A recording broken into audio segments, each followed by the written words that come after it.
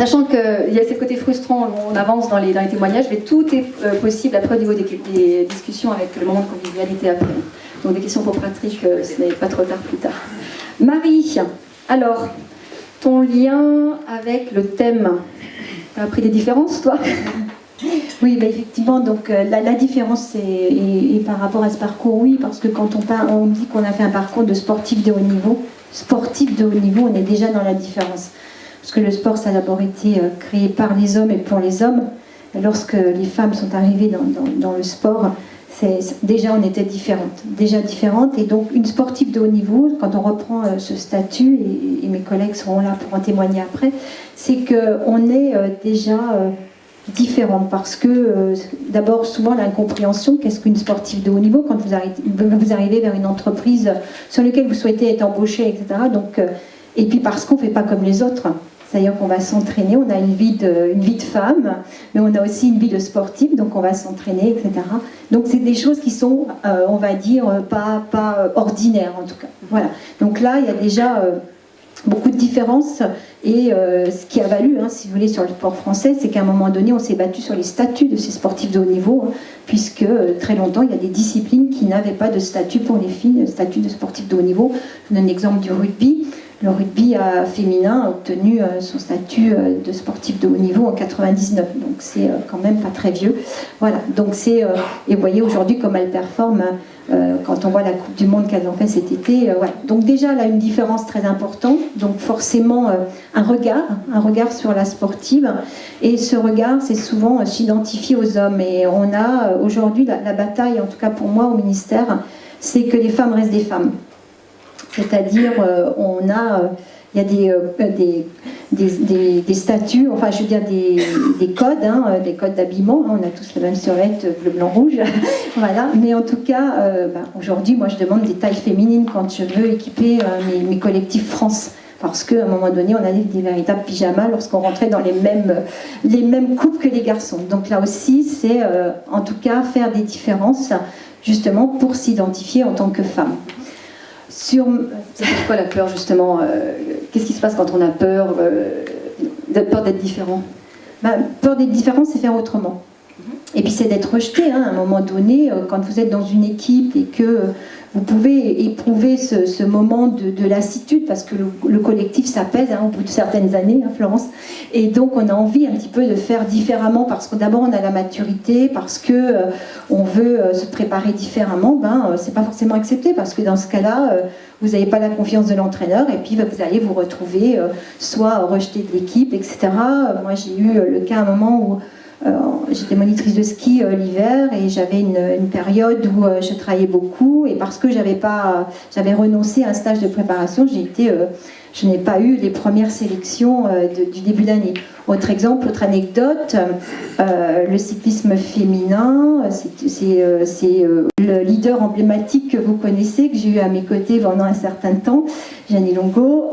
On avait toutes les deux, à un moment donné, et elle, parce qu'elle avait les résultats, elle avait souhaité courir avec les garçons pour qu'on puisse prendre un niveau supérieur.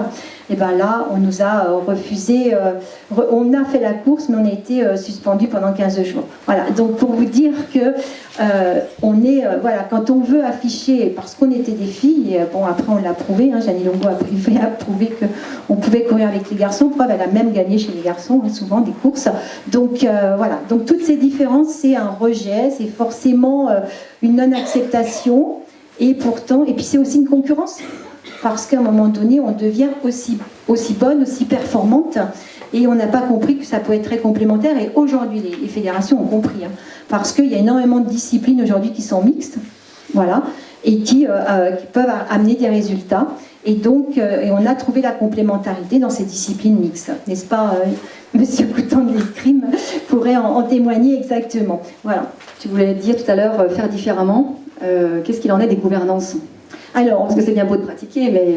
Alors là, effectivement, la gouvernance, c'est encore un autre domaine, puisqu'aujourd'hui, c'est vrai que moi, ma mission sur ce poste de conseillère interfédérale, c'est de féminiser les fédérations, alors effectivement sur l'accès à la pratique, mais sur l'accès au poste à responsabilité. Et aujourd'hui, il y a des lois, hein, la loi du 4 août 2014 qui est là pour faire appliquer l'égalité et la parité dans toute la société, et donc le sport n'est pas à part, et c'est très compliqué. Donc aujourd'hui, accéder à des postes de responsabilité en tant qu'élu, c'est compliqué. Une seule femme aujourd'hui présidente d'une fédération sportive olympique, c'est l'escrime avec Madame Lamour, c'est la seule femme encore aujourd'hui. Et puis donc on voit comment il est compliqué aussi pour ces femmes à prendre des responsabilités, parce qu'on va faire différemment, parce qu'on va manager différemment, parce qu'on a envie que l'association, que la gouvernance évolue, et des réunions qui n'en finissent plus le soir, etc., peuvent se faire différemment par des conférences téléphonées, etc.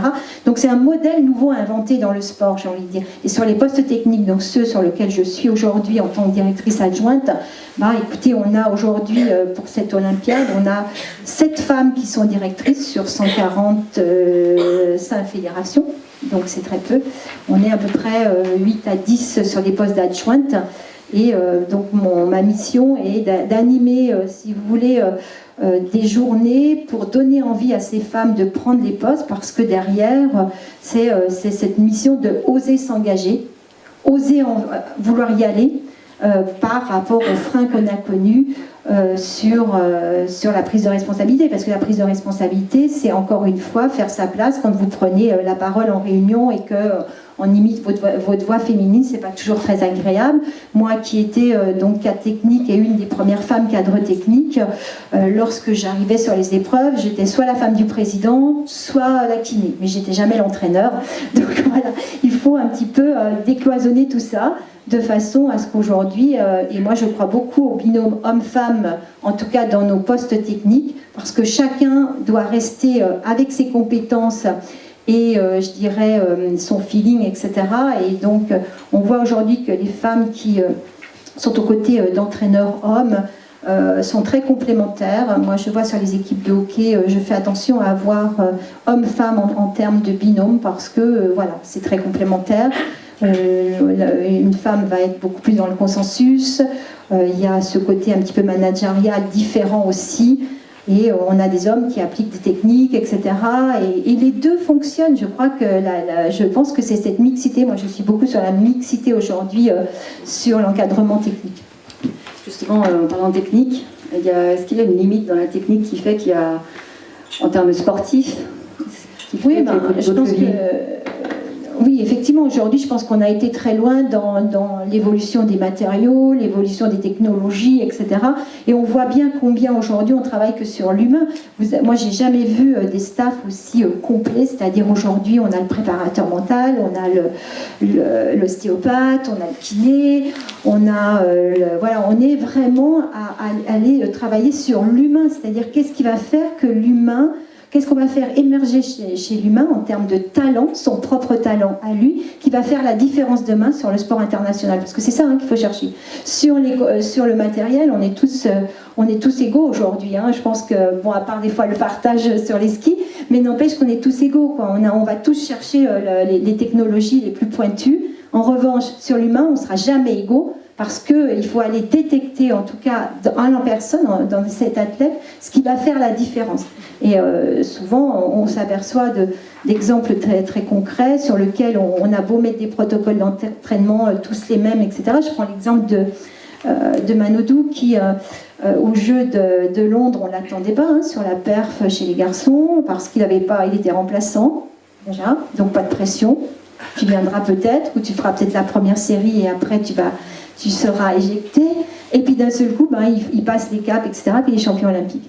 Donc là encore, on voit bien que c'est, je veux dire, peut-être quelque chose en lui qui a fait que sans la pression, même preuve, ils ont tous véhiculé l'histoire qu'il avait été mangé au McDo la veille, etc. Enfin bref, des choses complètement atypiques, mais n'empêche, il avait osé désobéir à quelque part pour faire autrement. Voilà, je crois que c'est la grande leçon qu'il faut tirer de la différence.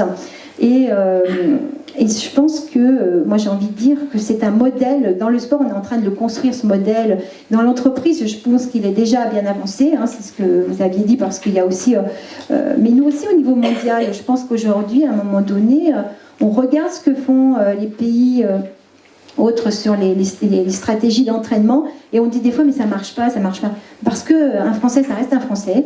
Voilà, un Allemand c'est un Allemand, etc. Et qu'à partir de là, il y a aussi les histoires, il y a les cultures. Simplement, ce qu'il faut, c'est faire émerger les talents. Merci Marie. Questions, réactions de Marie?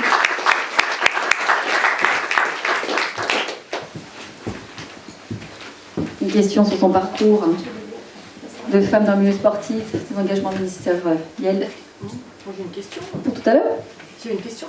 Ah oui, non, qu'est-ce que tu penses le fait qu'il faille aujourd'hui, enfin, notamment sur les dernières années, mais en ce moment, toujours imposer des lois, des quotas pour les femmes, pour que les femmes soient présentes dans les conseils d'administration et dans le sport? Alors, je pense Merci. que effectivement, la politique des quotas, la politique, moi, effectivement, j'ai envie de dire, à un moment donné, il faut y passer pour avancer. Mais c'est quelque chose que j'espère ne va pas perdurer parce que j'aime pas imposer. Comme je dis, moi, j'ai pas envie de m'installer dans un combat. Quand je vais voir une fédération qui aujourd'hui n'a pas pris cette dimension de la pratique féminine ou autre, si je suis là en disant je vous impose de faire un plan de féminisation, je vous impose d'avoir dans 2 ans X licenciées féminines dans différentes catégories. Alors on peut faire de la licence, hein, tu payes une licence à la sortie à toutes les filles que tu retrouves, etc. Mais c'est pas ça. C'est bien aller plus loin, c'est faire une prise de conscience, faire prendre conscience aux gens qu'aujourd'hui il y a un enjeu, qu'il est important pour leur fédération et pour leur vie de fédération, voilà, et pour performer au plus haut niveau aussi après, et que c'est un enjeu de société et qu'il faut qu'ils l'abordent d'une certaine façon. Moi, c'est pour ça, le quota, effectivement, je te dis encore, il faut quand même, à un moment donné, regarde les lois, hein, les femmes ont eu le droit de vote grâce à l'imposition de la loi, etc. Donc je crois qu'il faut aller sur des quotas à un moment donné, mais pas s'enfermer dans les quotas. Merci.